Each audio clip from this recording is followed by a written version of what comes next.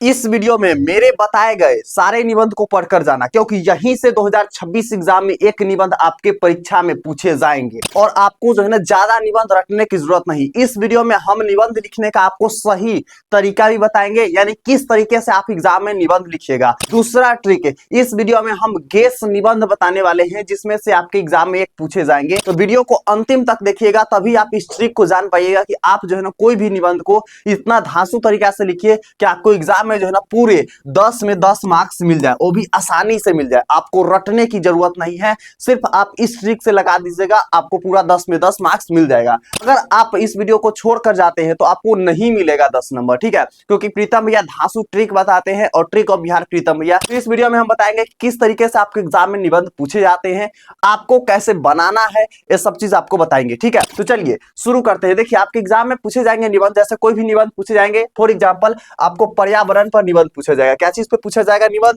तो पर्यावरण पर आपको निबंध पूछा जाएगा और यहाँ पर आपको रूपरेखा जो है ना टोटल 6 को दे देगा, ठीक है। क्या दे देगा? 6 को दे देगा। अब बच्चे यहाँ पर कंफ्यूज हो आते हैं, भैया अगर पर्यावरण पर पूछा जाए 6 को रूपरेखा दे जाए तो हम किस में क्या लिखेंगे, यही समझ में नहीं आता है ना। तो देखिए सबसे पहले प्रस्तावना होता है, फिर आपको प्रदूषण के प्रकार, प्रदूषण के कारण, प्रदूषण के प्रभाव, प्रदूषण के नियंत्रण के उपाय और उपसंहार।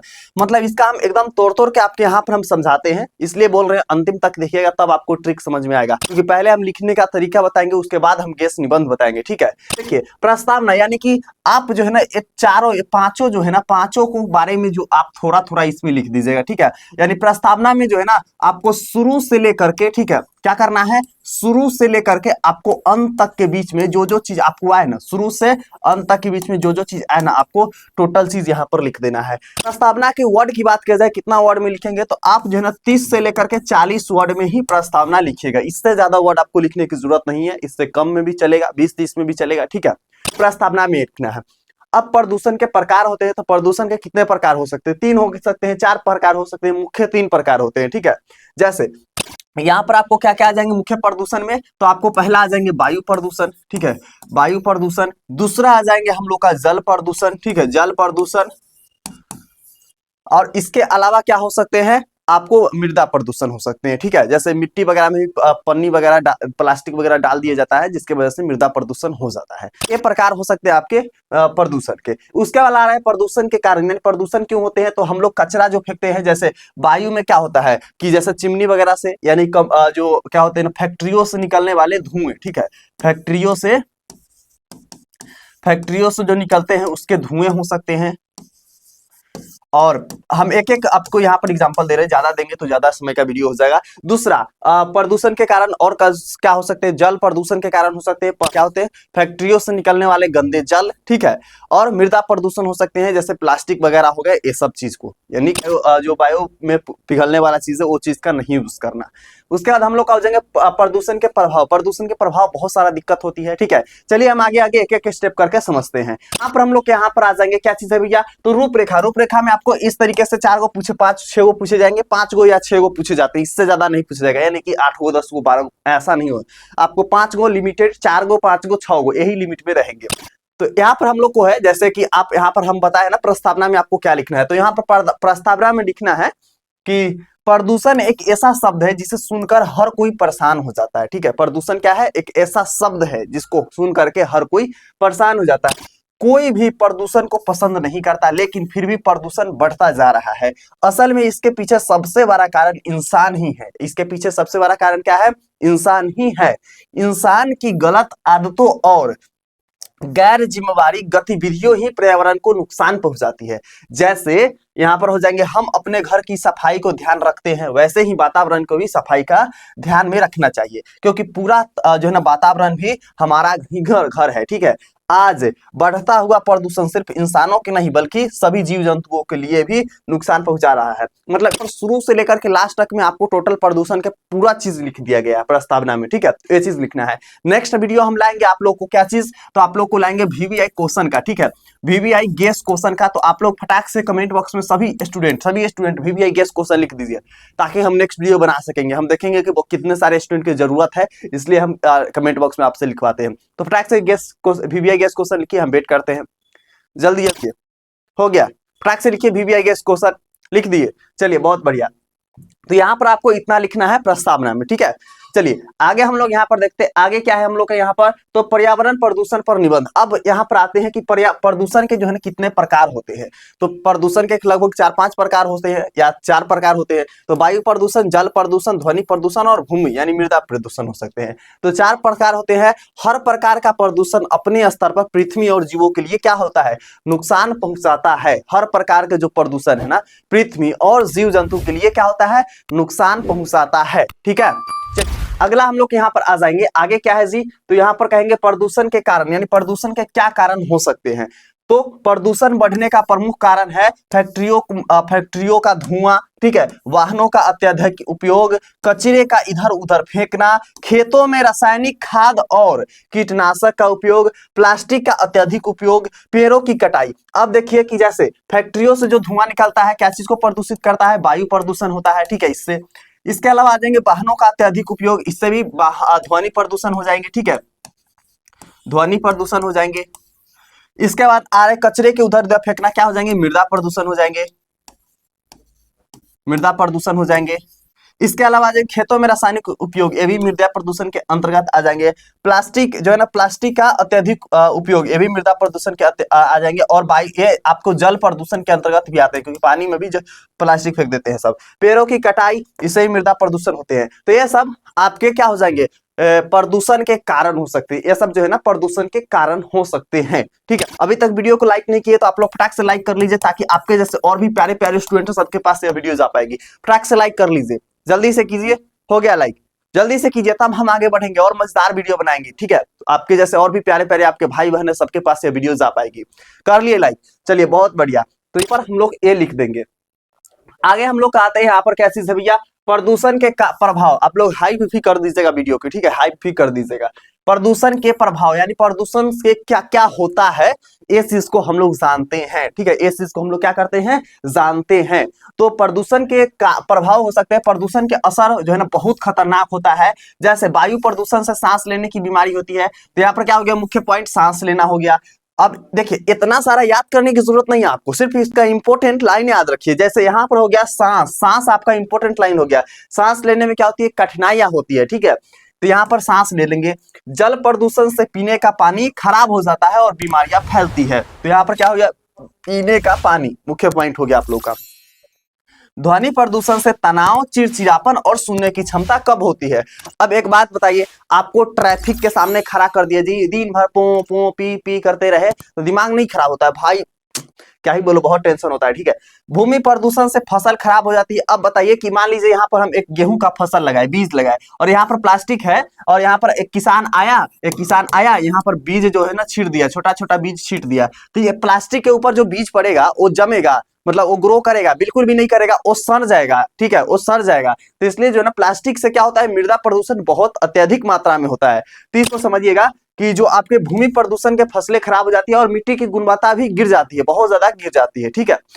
आगे हम लोग यहाँ पर है कि ग्लोबल वार्मिंग बढ़ती है, जिससे वायु वायु जो है ना वायु जलवायु परिवर्तन होता है। इसलिए ग्लोबल वार्मिंग का मतलब क्या होता है समझते हैं। जैसे सर्दी का मौसम आ गया, बहुत ज्यादा सर्दी का मौसम आ गया और सर्दी आया ही नहीं, ठीक है, या सर्दी का मौसम आ गया और बहुत ज्यादा सर्दी आ गया, इसे हम लोग बोलते हैं ग्लोबल वार्मिंग, ठीक है, ग्लोबल वार्मिंग बोलते हैं हम लोग। तो ये चीज होती है। इन सब का असर जो है ना इंसान, जानवर और पेड़ पौधे तीनों पर पड़ता है। ऐसा नहीं कि सिर्फ इंसान पे ही पड़ता है, पेड़ पौधे पर भी और जानवर पर भी पड़ते हैं। तो ये का हो गया क्या चीज। आगे हम लोग जानेंगे इसको नियंत्रण कैसे किया जा सकता है, नियंत्रण में आपको क्या क्या लिखना है। तो यहाँ पर अगर हम सब मिलकर कुछ कदम उठाए तो प्रदूषण कम किया जा सकता है। क्या हो सकता है, प्रदूषण जो है ना कम किया जा सकता है। कैसे भैया, तो यहाँ पर अधिक से अधिक पेड़ लगा करके, बहुत ज्यादा जो है ना हम यहाँ पर पेड़ लगाएंगे, सभी लोग मिल करके पेड़ लगाएंगे, ठीक है। तो क्या हो जाएगा, प्रदूषण कम हो जाएगा, ठीक है, क्या हो जाएगा, प्रदूषण कम हो जाएगा। दूसरा है वाहनों का कम उपयोग करके। अब जो भी हम लोग व्हीकल चलाते हैं, जो भी व्हीकल चलाते हैं, ठीक है, तो उसको हम लोग क्या करेंगे, कम उपयोग करेंगे, ज्यादा नहीं करेंगे। ज्यादा दूर जाना है तभी यूज करेंगे, ये नहीं कि दुकान में जाना है, गाड़ी चालू किए चल गए दुकान में, तो ये थोड़ा कम करना है। दूसरा हम लोग का है कचरे का सही निपटाना। अब कचरे के लिए एक अलग स्पेसिफिक जगह जैसे नगर निगम बना करके रखता है, उसी जगह जाकर के फेंकना। गांव का पूरा कचरा एक इकट्ठा जगह फेंकना, हर जगह नहीं फैलाना, तो इससे हो सकता है। प्लास्टिक का उपयोग कम करना, प्लास्टिक का उपयोग ना के बराबर करना, जो बायोमेट्रिक चीजें हैं, ठीक है, जो गलने वाला चीज है, जैसे पेपर का, कागज का, ये सब के यूज करना ताकि वो लोग गल जाए। फैक्ट्रियों में फिर लगाना, फैक्ट्री से फिल्टर लगाना ताकि ज्यादा से ज्यादा धुआं ना निकले और वायुमंडल प्रदूषण ना हो, वायु प्रदूषण ना हो। पानी, बिजली और संसाधन का सही उपयोग करना, ये तीनों का सही उपयोग करना, पर्यावरण के बारे में लोगों को जागरूक करना, और ये छोटे छोटे कदम में बदलाव ला करके हम प्रदूषण को कम किया जा सकता है और कर सकते हैं। ठीक है, तो ये चीज हुआ। तो आप लोग क्या कर लीजिएगा, सब्सक्राइब कर लीजिएगा। अगर 10th स्टार पर जो लोग पहली बार आए हैं, फटाक से सब्सक्राइब कर लीजिए, ठीक है, ताकि आप लोग का इतना मजेदार सिर्फ 10th स्टार पर ही मिलेगा वीडियो वगैरह देखने को। हर चीज आपको एकदम जो है ना सटीक तरीका से, एकदम बेसिक तरीका से समझा दिया जाता है। तो फटाक से सब्सक्राइब बटन पर क्लिक कीजिए, सब्सक्राइब कर लीजिए। कर लिए, जल्दी से क्लिक कीजिए। हो गया, चलिए बहुत बढ़िया। तो चलिए आगे हम लोग बढ़ते हैं। आगे हम लोग का यहाँ पर आ जाएंगे उपसंहार। उपसंहार में क्या है भैया, तो अब जितना भी चीज हम लिखे हैं ना उसको कंक्लूजन करके लिखते हैं। ठीक है, जैसे मान लीजिए कि हमारे घर में कोई एक मीटिंग चल रहा है, तो मीटिंग के अंत में कोई वहां पर निकलता है ना कि निष्कर्ष कुछ निकलता है ना, तो यही इसके निष्कर्ष या उपसंहार कह सकते हैं। तो पर्यावरण हमारे जीवन की सबसे बड़ी आवश्यकता है। क्या है, जो पर्यावरण है ना हमारे जीवन की बहुत बड़ी समस्या है, सॉरी सबसे बड़ी आवश्यकता है। ठीक है, अगर वातावरण स्वच्छ रहेगा तभी हमारा जीवन सुरक्षित रहेगा। बढ़ते प्रदूषण पर रोक जो है ना लगाना हर नागरिक की जिम्मेदारी होती है। अगर बढ़ रहा है ज्यादा से ज्यादा प्रदूषण, तो उस पर क्या करेंगे, रोक लगाना हर एक नागरिक का जिम्मेदारी होती है। अगर आप समझते हैं कि मेरा जिम्मेदारी नहीं है, तो ये बहुत बड़ा क्या चीज है, नुकसानदायक है हमारे वातावरण के लिए। कहें कि बढ़ते प्रदूषण पर रोक लगाना हर एक नागरिक की जिम्मेदारी है। हमें प्रकृति को सुरक्षित रखना चाहिए। क्या करना चाहिए, हमें जो है ना प्रकृति को सुरक्षित रखना चाहिए, और ताकि आने वाली पीढ़ियां साफ, स्वस्थ और सुंदर वातावरण में जी सके, और जो हमारी आने वाली नई पीढ़ियां है वो क्या हो सके, स्वच्छ साफ सुथरा वातावरण में जी सकेंगे। हम लोग का प्रकार रहा। अब हम लोग चलते हैं का चीज की तरफ, तो चलते हैं हम लोग मोस्ट इंपोर्टेंट गैस निबंध की तरफ, जो आपके एग्जाम में अक्सर पूछे जाते हैं, और उसको आप जरूर पढ़ के जाइएगा 2026 के एग्जाम में, क्योंकि वहीं से एक निबंध रहेंगे एग्जाम में। और एग्जाम के दिन हम गोला मार करके भेजेंगे कि देखो बबुआ हम बताए थे वो वाला आया है एग्जाम में। ठीक है, तो ये चीज करना है। तो इसलिए बोल रहे हैं, अगर लाइक जो लोग नहीं किए फटाक से लाइक कर लो। ठीक है, कमेंट में आप लोग VVI गैस लिख दो। ठीक है, ताकि हम नेक्स्ट वीडियो ला देंगे आप लोग के लिए। ठीक है, और 10th स्टार पर जो पहली बार है वो क्या कर लो, सब्सक्राइब कर लो। ठीक है, फटाक से इतना काम कर लो। हो गया, फटाक से कीजिए लो। हो गया, चलिए बहुत बढ़िया। आप लोग तेज बहुत है। ठीक है, बताया नहीं जा सकता। तो देखिए, जब सबसे पहले एग्जाम में अगर पूछा जाए शराबबंदी या नशा मुक्ति, तो इस पर तो आप एकदम अच्छे से एक्सप्लेन कर सकते हैं, और सबका एक मक्खन वाला चीज हम बताने वाले हैं। ठीक है, उसके बाद बसंत ऋतु, मेरे प्रिय ऋतु, ये दोनों में से कोई आ सकता है। मेरे प्रिय ऋतु आए तो बसंत ऋतु पर लिख दीजिएगा, बसंत ऋतु आए फिर भी आपको बसंत ऋतु पे लिखना है। इसके अलावा आ सकते हैं मेरे प्रिय पर्व, जैसे होली, दीपावली और सरस्वती पूजा। ठीक है, इसके अलावा जाएंगे पुस्तकालय, प्रदूषण में आ जाएंगे पर्यावरण, वायु और जल। ठीक है, ये अगर कहे कि पर्यावरण प्रदूषण पर लिखिए, जल प्रदूषण पर लिखिए, वायु प्रदूषण पर लिखने, आपको प्रदूषण पे ही लिखना है, उसके अंतर्गत ये आपको ला देना है। चलिए आगे हम लोग यहाँ पर आ जाएंगे बाबू। ठीक है, मेरे प्रिय कवि या मेरे प्रिय पुस्तक, ये दोनों में से कोई आ सकते हैं, तो आपको पढ़ना है। भ्रष्टाचार, ठीक है, छात्र जीवन, छात्र और अनुशासन, छात्र और राजनीति, तो ये चीज आपको लिखना है। मोबाइल या कंप्यूटर, नारी सशक्तिकरण, तो आपको ये चीज लिखना है। ठीक है बाबू, ये सब अच्छे से ध्यान देना है। एक एक चीज को मेरे भाई साहब ध्यान देने दीजिएगा, तब आपसे बनेगा। ठीक है, एक एक चीज पे मेरे चैंपियन ध्यान दीजिएगा, तब होगा। ठीक है, चलिए आगे बढ़ते हैं। आगे क्या है बबुआ, तो यहाँ पर आगे आ जाएंगे विज्ञान। विज्ञान में वरदान और अभिशाप, मतलब किस तरीके से हमें वरदान है और किस तरीके से अभिशाप है, इस को लिखना है।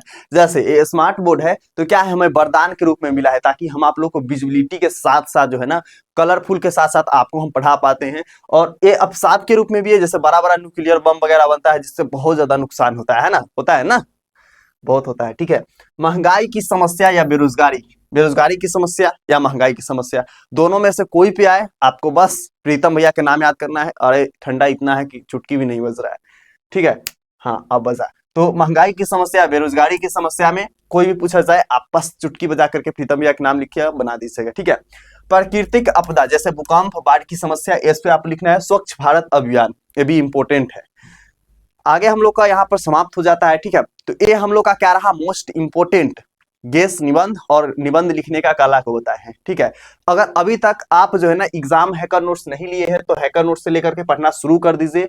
क्यों पढ़ना शुरू कर दीजिए, क्योंकि आपके एग्जाम में सारा क्वेश्चन जो है ना हैकर नोट्स से ही रहेंगे। ठीक है, हैकर नोट से ही सारा क्वेश्चन रहेंगे, क्योंकि एक एक क्वेश्चन जो है ना आप लोग को एकदम गेस करके बनाया गया है और एग्जाम में यहीं से सारा क्वेश्चन रहेंगे। भैया हैकर नोट्स पढ़ने का फायदा क्या है, तो जितना क्वेश्चन है ना आपके 2026 एग्जाम में आएंगे सारा यहीं से एग्जाम में आएंगे, क्योंकि 2025 में सारा क्वेश्चन यहीं से टकराया था। प्रूफ देख सकते हैं, सारा क्वेश्चन यहीं से टकराया था, खुद प्रूफ देख सकते हैं।